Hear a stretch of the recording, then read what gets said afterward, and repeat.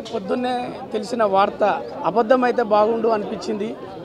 మా తెలుగు తెరకు పెద్ద దిక్కున ఒక భీష్మాచార్యుడిలాగా నటనలో కావాలంటే గ్రాము నుంచి టన్నుల వరకు అడిగి మరీ ఇచ్చేంత నటన ఉండి మా లాంటి ఒక మేము తెరకు వచ్చేటప్పుడు మేము చూసినటువంటి ఒక హీరోలను చూస్తుంటాం. ఆ తర్వాత కోట గారిని చూసి ఇలా నటించాలరా అని ఆయన దగ్గర నేర్చుకున్న పాఠాలు గుణపాఠాలు మేము కొండపునం అనే సినిమాలో చేసినప్పుడు, అంతకుముందు ఉత్సవం అనే సినిమా సెట్కి వచ్చినప్పుడు ఎన్నో విషయాలు మాతో షేర్ చేసుకొని ఎలా ఉండాలి, ఎలా చేయాలి, ఒక రూపంలో కావచ్చు, నటనలో కావచ్చు, ఆయన దగ్గర ఒక గ్రంథాలయంలో ఉన్నటువంటి సబ్జెక్ట్ లాగా మాకు ఎన్నో చెప్పినప్పుడు ఇంకా తెలుసుకోవాలి అనుకున్నప్పుడు అప్పుడప్పుడు పిలుచుకొని మాట్లాడేటప్పుడు ఎన్నో విషయాలు మాతో పంచుకున్న విషయాలు కావచ్చు. మా జీవితంలో అవన్నీ పనికొస్తూ ఉంటాయి. కానీ ఈ వార్త అబద్ధమైతే బాగుండు, మా గురువుగారు బతికే ఉంటే బాగుండు అనిపించి మనందరికీ అలా వీడుకోలు చెప్పి ఆయన శివైక్యం అయ్యడం జరిగింది. ఆయన లేని లోటు తెరకు బాగా తెలుస్తుంది.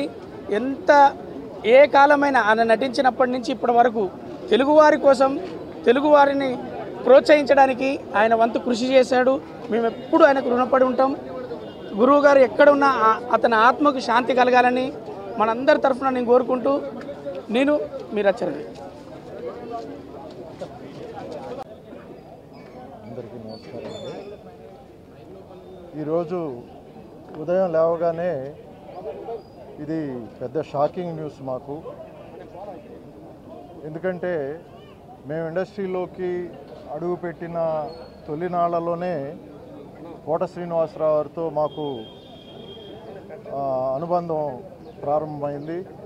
ఎందుకంటే మా గురువుగారు టి కృష్ణ గారు దర్శకత్వం వహించినటువంటి వందే మాతరం చిత్రం ద్వారా ఆయన మెయిన్ క్యారెక్టరు విలన్గా చేయడం జరిగింది.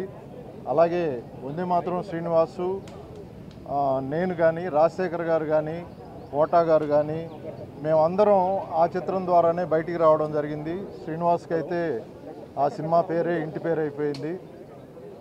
అలా రేపటి పౌరులు కానివ్వండి, ఇలాంటి ప్రతిఘటన, ఇలాంటి ఎన్నో మంచి చిత్రాలని మా గురువుగారి దర్శకత్వంలో కోట శ్రీనివాసరావు గారు నటించడం జరిగింది. తర్వాత నేను కో డైరెక్టర్గా వర్క్ చేసినటువంటి మామగారు చిత్రానికి ఆయన అద్భుతమైన క్యారెక్టర్ చేశారు. దానిలో ఎడిటర్ మోహన్ గారు, అలాగే ముత్యాల సుబ్బయ్య గారు నిర్మించిన సినిమాలో ద్వారా మా అనుబంధం మరింత బలపడింది.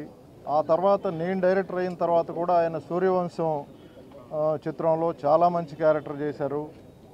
అలా అంచెలంచెలుగా డిఫరెంట్ స్టేజెస్లో ఆయన లేటుగా ఇండస్ట్రీకి ఎంటర్ అయినా కూడా లెజెండరీ యాక్టర్గా ప్రూవ్ చేసుకున్నారు.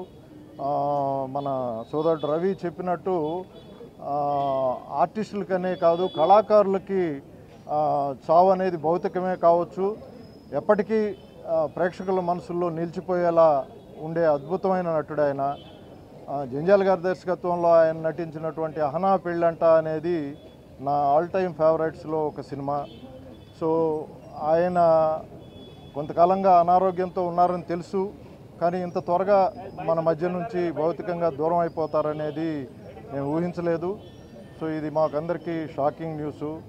సో ఆయన మృతికి నా సానుభూతిని తెలియజేస్తూ ఆయన కుటుంబానికి నా ప్రగాఢ సానుభూతిని తెలియజేస్తున్నాను.